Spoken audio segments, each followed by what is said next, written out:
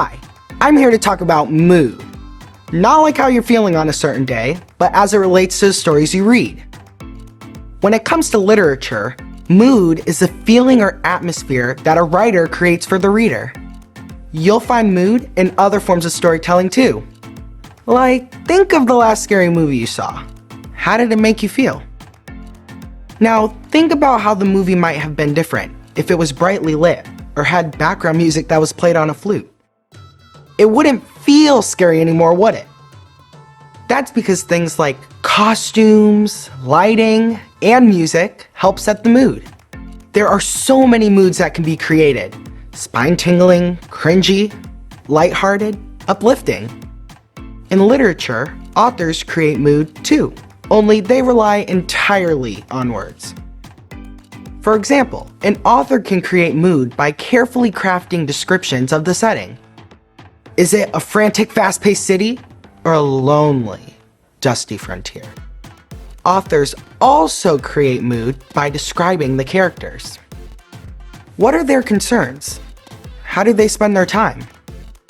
Vivid imagery that appeals to the senses also shapes the mood. What do you hear in the scene? How does the air feel?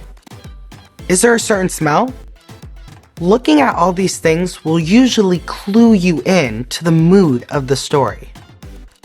I'll show you an example from the story Alice's Adventures in Wonderland. Either the well was very deep or she fell very slowly, for she had plenty of time as she went down to look about her and to wonder what was going to happen next.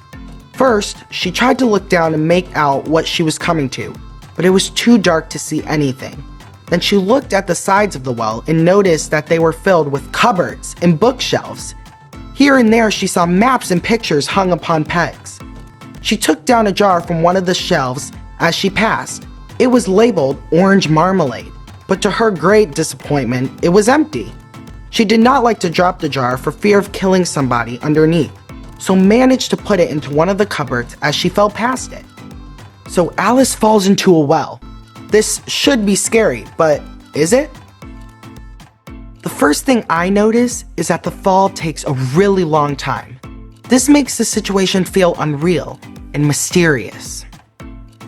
And Alice seems to be more curious than afraid. The setting is also strange. The wall of the well is covered in cabinets and maps. And here, it's like she's more disappointed that the jar is empty than she is worried about killing somebody underneath her.